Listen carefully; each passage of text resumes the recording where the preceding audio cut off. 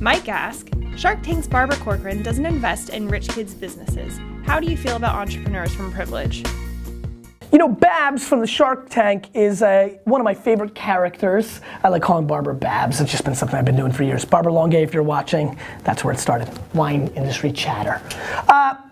You know, look, I was very much, we all have our prejudices, and since I came from a zero place, I have for a long time talked about the rich kid syndrome. Right now I talk about it, the Ivy League. If I go to an Ivy League school, I should be a founder because Zucks wears a hoodie. I'm wearing a hoodie today, it's perfect timing.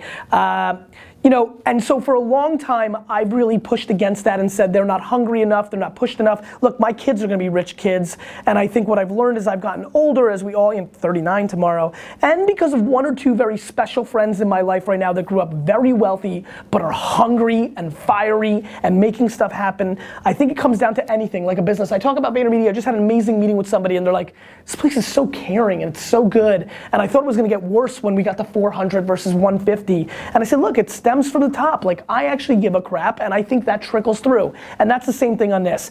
When I meet rich kids and see their pitches, spend 45 out of the 50 minutes asking them about how they were raised, how their parents played the game. The reason I think my rich kids are gonna be okay is because if they act too rich kitty, I'm gonna punch them directly in their mouth, right? And what I mean by that is not like literally, because I know some of you will freak out with that. Though I may go there, I'm a little weird, Eastern European. But like, the truth is, just I'm gonna humble them. I'm gonna hurt their feelings. I'm gonna make them cry. I'm gonna tell them how soft they are. And so I think that it comes down to the parenting, just like it comes down to the CEO in a business. Everything trickles from the top. Just because you grew up with $100 million kind of trust doesn't mean that you don't have the hunger.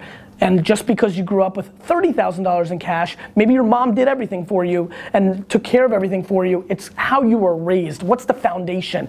You know, it's the cement. My dad, Wine Library was built to be a 16-floor building, and everybody made fun of my dad from an engineering standpoint because he's an old school guy and he just wants the foundation to be strong, and there's too much steel and concrete in the basement of Wine Library. And that's kind of how I think about this question. What's the foundation? I'm not worried about the optics, the interior decorating. It's the foundation.